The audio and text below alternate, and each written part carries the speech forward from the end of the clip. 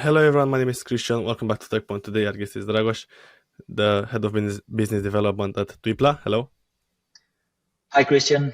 Really nice to meet you. And let me tell you from the beginning, you guys are doing a tremendously well done job with your podcast, especially in this economical context, pushing everything for a better future in terms of technology products. Thank you so much for this. First of all, for anybody that doesn't know it yet, what is Twipla? So Twipla stands for the Website Intelligence Platform.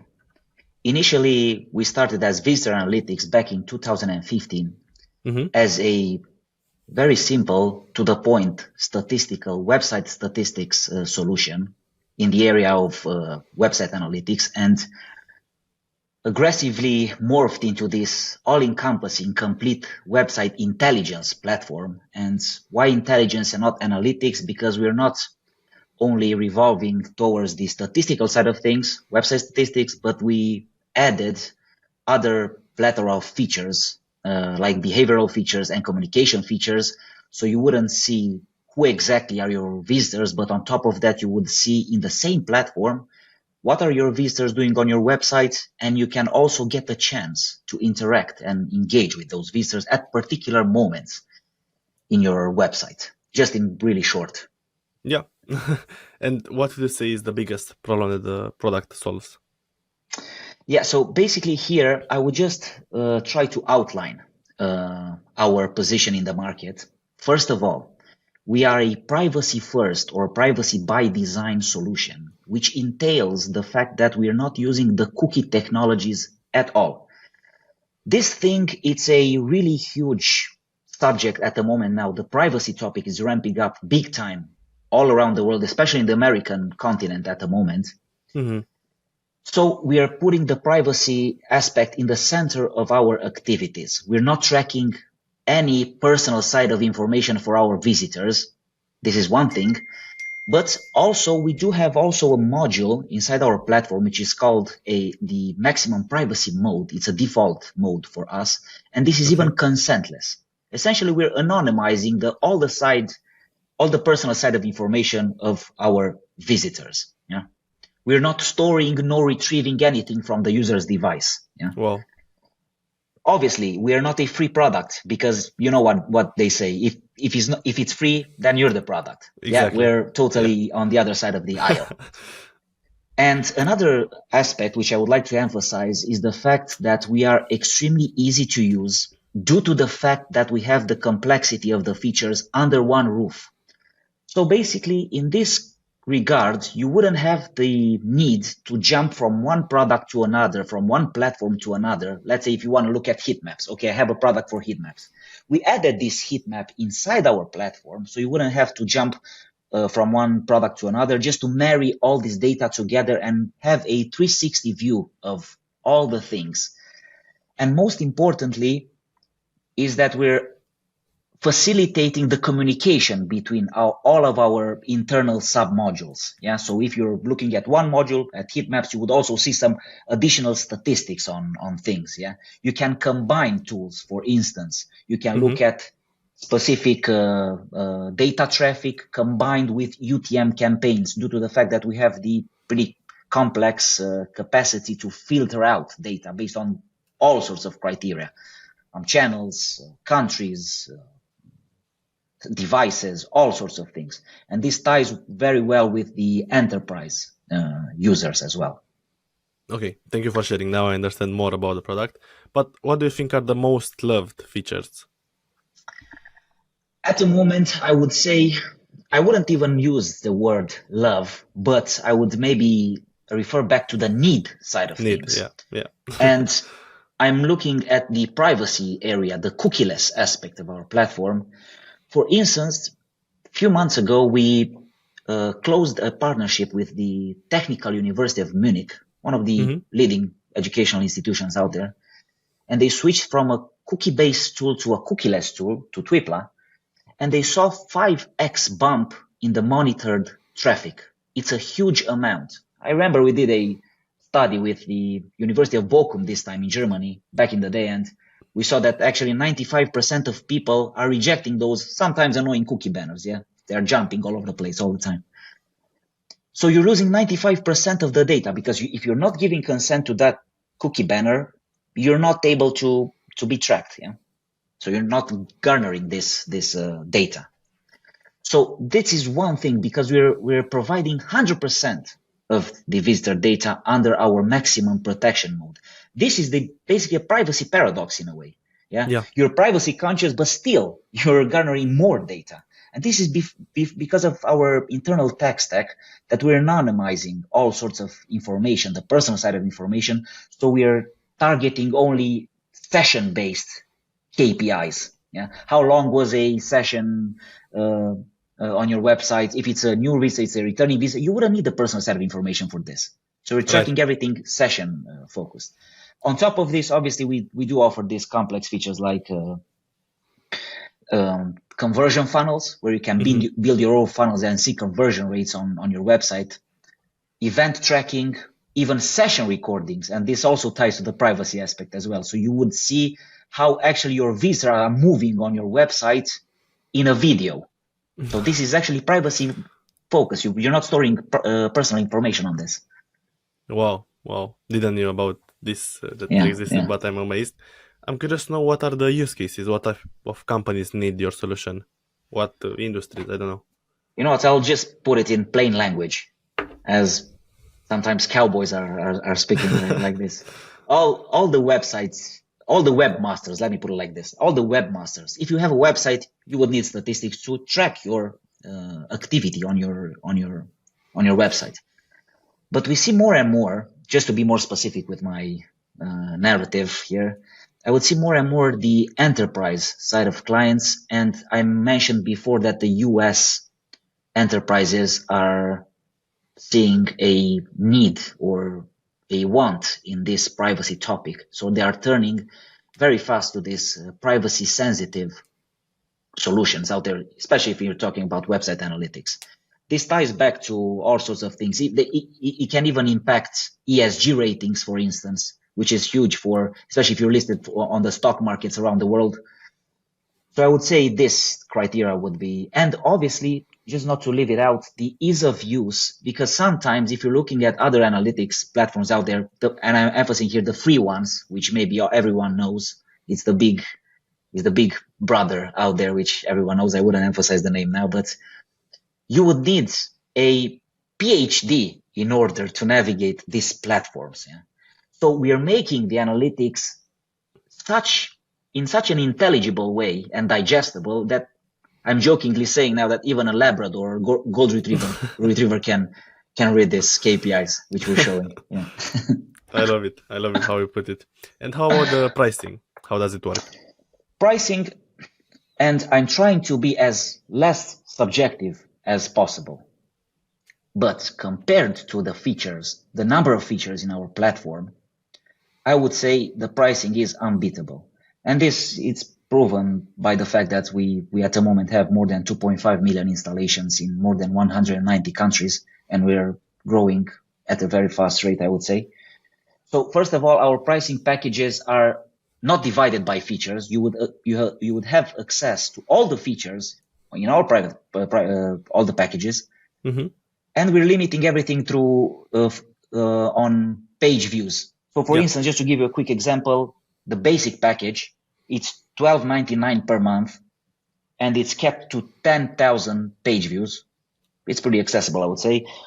The next one, advanced, it's $24.99, and it's kept to 25K page views. But importantly, those are the usual. They're pretty low price ranges, I would say. Yes. But importantly, we have a free trial for a full month, unlimited, regardless of the page views. No credit card needed. Just create an account in 3 steps. Extremely easy. Insert the snippet code in your body of your website. Copy paste that. Extremely easy. Start tracking data for 1 month. No strings attached afterwards. You can either fall back on a free forever plan, which is kept, by the way, to 400 visits, but you would still have access to the platform and just play with the features if you want, or become a paid customer as well. Yeah. And do you also have an enterprise pricing? Yeah, we do have enterprise pricing. So that's why we're trying to offer this fair use policy. And looking at the trial which we offer, we can definitely investigate per enterprise client, depending on how many page views do they have, which would be the pricing for them, because many of them, they're switching from a cookie heavy tool to us. And they, obviously I mentioned, they're garnering 5x more traffic. So 100% of the visitor data under our maximum privacy mode.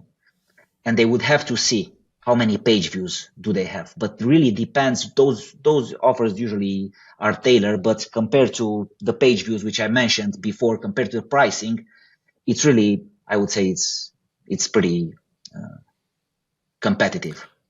How do you define a page view? As a customer that visited one page? Yes, exactly. So for instance, you would have a visitor. He's coming to your website.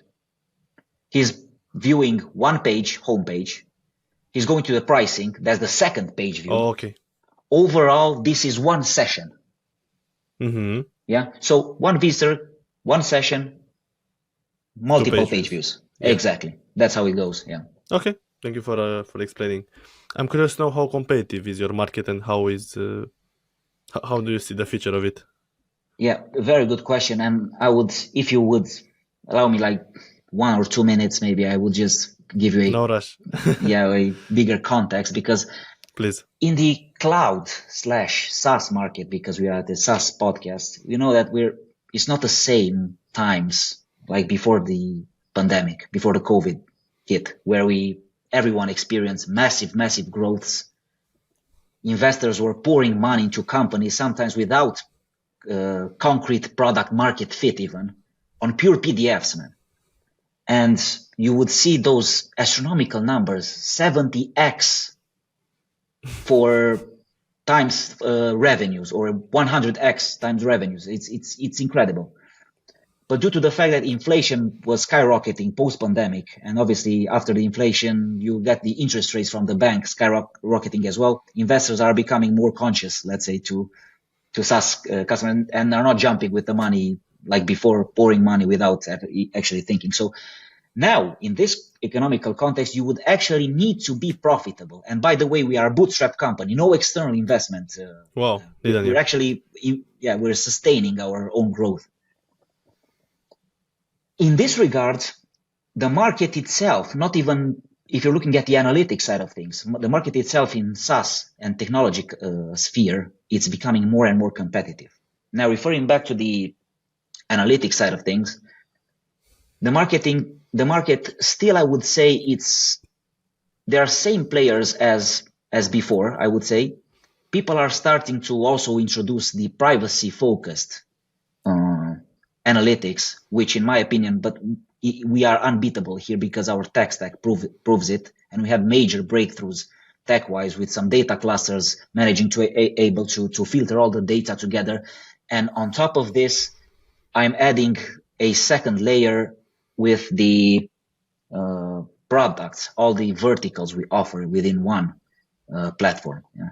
I would say in this regard, that's why we're not even using website analytics, because we're using now website intelligence.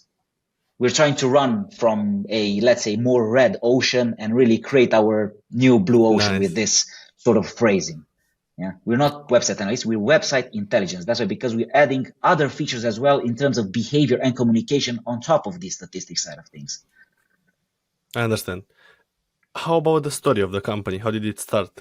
When did you join? Yeah, I'd love to know your story. You know, in reply to your question, I would just make a segue to another business vertical, which we are focusing now at the moment. So as I mentioned, starting 2015 as a pure, let's say, website analytics statistics tool, and we morphed slowly into this all-encompassing complete website intelligence platform. Mm-hmm. What I would emphasize here is that we have an ongoing partnership with Wix. For those who don't know, our audience, I'm sure they're SaaS heavy, so but maybe someone else is watching as well. I'm sure they do. Well, Wix is one of the largest website builders out there. More than 400 million in ARR. It's crazy. It's crazy whale. We have an ongoing partnership with this company, offering analytics for their premium plans exclusively. We're doing together $2.5 million in ARR, in annual recurring revenue, and this is ramping up year by year. So what we thought, and this is actually a historical moment for our company, is that why not can we do this sort of integration, sort of deal with any other complementary player out there? Mm-hmm. So we built a separate business vertical, which we internally called 3AS, which stands for Analytics as a Service, or we can refer to it as white label for SaaS. Mm-hmm. So we can implement ourselves in any complementary player, website builders, e-commerce platforms, cookie management platforms, believe this, any sort of MarTech solution, so they could easily resell Twipla under their own branding, no financial cost involved.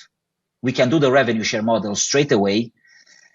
And it's really interesting in this economical context because I mentioned people are not investing so much in the new SaaS companies. We have to have product market fit. So we're looking at a, let's say, more consolidation paradigm at the moment.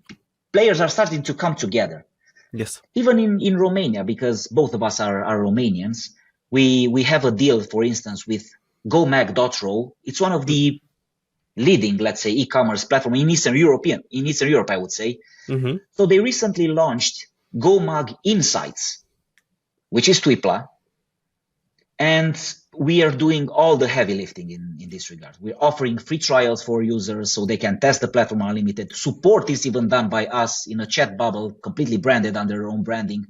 So it's totally seamless. We can do also even dual branding if they wish.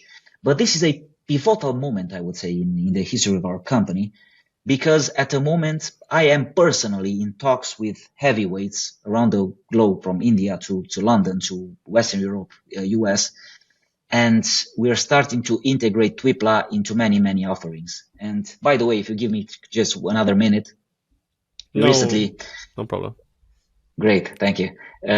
We in March, me and myself and one of our co-founders went to CloudFest, huge fair, southwest Germany, near Munich. The fair was focused on hosting companies. Mm-hmm. So in the hosting business, the industry is a bit stagnant, I would say. Customer lifetime value it's stagnant as well, and cost per client acquisition it's ramping up as well in this economical context. And on top of this, another layer started to appear, that these massive website builders, they're offering now hosting services as well. So it was a massive topic at CloudFest 2024 in Germany that the industry has to consolidate. Hosting companies have to provide more value, more customer loyalty in a way, by integrating all sorts of complementary offerings. So for us, hosting companies in this 3AS or Analytics as a Service context, at the moment, it's a huge conversation, a huge discussion. Yeah. So this is one focus area which we are definitely investing a lot of time, even in terms of sales, marketing, development, obviously, and so on and so forth. It's so good to hear about the vision. I love it. Wow. Thank you very much. Yeah. Thank you for your insights. When did you join the company? So I joined the company almost 3 years ago now. And how many people work there now and versus today? So when I joined, we were around, let's say, 60 people globally. We're now reaching the number of 100, and the same sort of growth in percentages kept also on the revenues, because we are literally on track this year to hit $10 million in revenue, or annual recurring revenue this year. This is our objective. And obviously this is massively facilitated based on our analytics as a service integrations, which I discussed previously. Employee-wise, we are employing all over the world. The development team, it's concentrated mainly in Cluj, which is a very interesting educational cluster for Romania, and we have an office here in Cluj. Myself, I'm traveling back and forth from Cluj to Munich. In Munich, it's our headquarters. Okay. We do have marketing people spread around through Spain, UK, Turkey. Even our SEO department it's located in Turkey as well. Customer services, we have some people from Asia, Germany as well, customer service. So pretty much I would say we're an international company. With the first, because I mentioned we are a bootstrapped entity at the moment, we are looking with the first investment, let's say hopefully 12 to 24, 28 or 24 months in the future to open up our American presence as well. We're investigating closely this possibility because 60% of our revenue comes from the US. I would say 80% of the revenue comes from US and Europe together. Obviously, Europe, it's a big, let's say, privacy ambassador worldwide, and GDPR right. was right. even though we're not a big fans of too much bureaucracy, which is sometimes battling the innovation of European entrepreneurs. But this was a huge subject for now. It's going worldwide. It spreads like wildfire, and it's understandable because it was lots of years when the market was unregulated, and you know because you were there as well, with all the retargeting stuff on the marketing side of things. You could retarget on very specific things. Now you're looking at the phone, you're talking about some service and boom, an ad it's popping up. So yeah. Okay. I'm curious to know what was your biggest challenge since joining the company? Or some lessons learned, something that you can share. Extremely good question, because we are actually now re-strategizing lots of, let's say, marketing and sales priorities. We have a new head of marketing joining from Hamburg, Germany, a couple of months ago, and we're re-strategizing everything. And for us personally, and this is, I'm involved here directly as well. So first of all, we started with low-hanging fruits. Okay, we have our inbound, let's say, call bookings of the platform, of this discovering the platform. I'm doing this personally.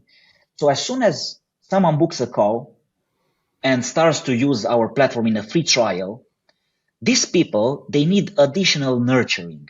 And we're starting to strategize which would be the best way to nurture post-discovery call. And we're investing hugely in email templates, communication, even manual communication, because we are a big fan of the human touch. I think we're one of the only player in the analytics sphere where people can actually book a call straight away with the specialist, with myself, with any of my colleagues, straight away. No email, no nothing. Straight book a call with a human being and get rid of all the bureaucracies, which is we are a big fan. And then we are just also employing the strategy, and we saw pretty interesting traction with webinars. Initially, we started with webinars on our own, but we discovered shortly that if you're doing webinars with other relevant partners, it's way more, you're bringing way more value to the table. For instance, we are planning now webinars with some of our clients, which are huge companies. So we can make some exchanges of database of potential clients in this respect, in this context. Obviously, paid, it's still one of the, let's say, first violin of the orchestra, if I may put it like this. But we're not so much investing so heavily in this regard because we're just testing. We started to test with LinkedIn ads. We see pretty interesting traction there, but more activities, lots of activities are focused on our end on LinkedIn. We see LinkedIn let's say first platform to go to. And interestingly, people are discussing in the B2C area about this creator economy. Yeah, all the TikTokers popping here and there. You see all the YouTubers. You see the Jake Paul and his brother. Everyone is talking about these guys. But now we see, due to the spread of LinkedIn and B2B, we see also the creator economy manifesting within the SaaS B2B sphere as well. So we see CEOs, we see industries, we see leaders from within the company having voices more and more heard in online and creating this creating traction this way as well. Right. Yeah. Doing more video content as well, articles. So you would select, this is an efficient strategy, I believe, for our B2B SaaS audience. Create your internal voice leaders and push them to create on all the relevant platforms, starting with LinkedIn, X, communicate through email. So position yourself this way. Yeah, it's a good strategy, and thank you for sharing all the working ones. But did you have any experience before joining Twipla in this industry, or was it hard for you to learn all the insights and everything that you needed to know? So I was born in a, let's say, entrepreneurial family, and I focused up until, let's say, 25 years of age to have as many experience as diverse as possible. So I returned to Romania after studying abroad in 2017. I did my bachelor's 3 years in 3 different countries, Denmark, Belgium, UK. Then I worked for 1 year in the UK in the marketing sphere, the digital marketing sphere, continued my master's there at University of Warwick, studying sociology and marketing. And then at 2017, I returned home, opening up my first business in the e-commerce sphere, where I actually, this was the real university, in my opinion, where I learned the most in terms of marketing and sales. And based on that, I was jumping from some roles to another in the chief marketing officer position. Mm-hmm. But they were more or less offline companies with e-commerce component to it. Yeah. And Twipla, or back then we were calling, as I mentioned before, Visceral Analytics, was my first experience with the technology sphere, let's say. But before that, I was heavily invested in consuming content, especially online, on the technology side of things. Something organic or natural manifested inside of me to consume this sort of content. Books read were also about these topics. For instance, one of my favorite books, it's the biography of Steve Jobs, written by Walter Isaacson, one of the, let's say, legendary books in the entrepreneurship sphere. Everyone knows it. So I think naturally, in my case, naturally, it was an organic, let's say, curiosity, which was germinating, let's say there. Yeah. Same for me. Huh? And what would be your best piece of advice for somebody that, let's say, just finished high school, that's the 20-year-old? I think if they could, obviously, this context in which we are living, we see all the AI subjects ramping up big time. It's like 1 month doesn't look like the previous one in terms of the new innovations coming through. I was just watching the release event of ChatGPT 4.0. Yeah. Yeah.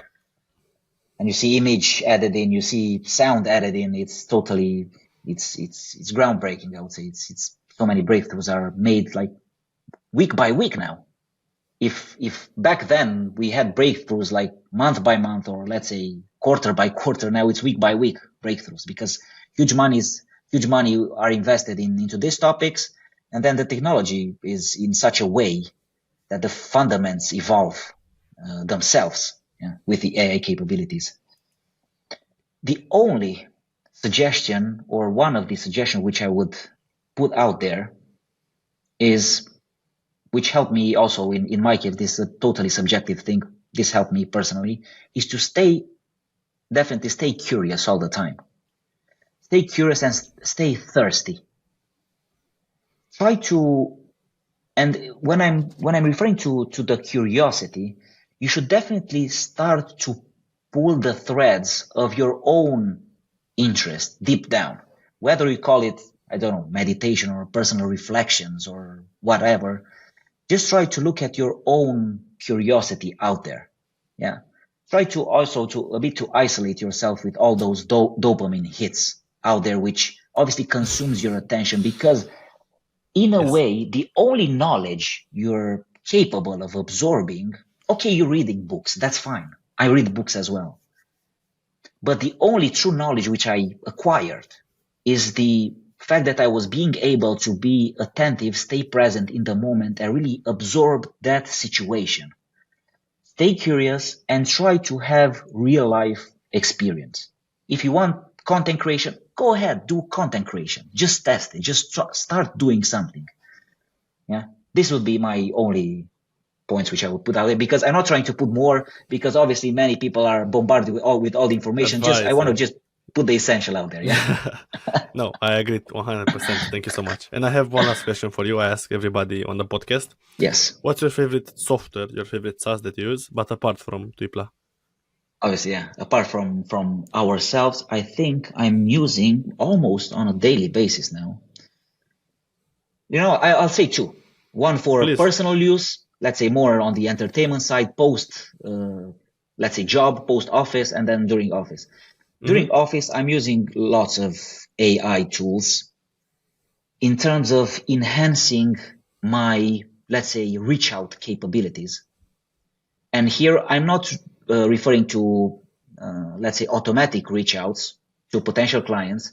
I just want to emphasize and enhance the communication which I already written. First of all, I'm not generating anything through AI from scratch. I'm writing my own stuff and then I'm putting it through AI. Because I can add also my, let's say, human touch in one way. On the second, I can refer to specific nuances which I want included in that piece of communication. For me, I'm doing lots of big chunk of activities, sales and interaction with potential clients, and I'm using this as well. Now, on the personal side of things, I'm using lots, for instance, Audible and Kindle. I think I use more Kindle than Audible because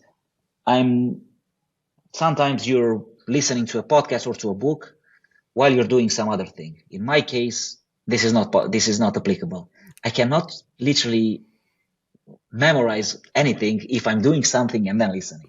I better read and just dedicate my full attention to that particular topic. And this would be, yeah. But YouTube is also something which I sometimes abuse too much in this regard. And I'm trying not to become a, let's say, self-development junkie or whatever you want to call it. I totally get you.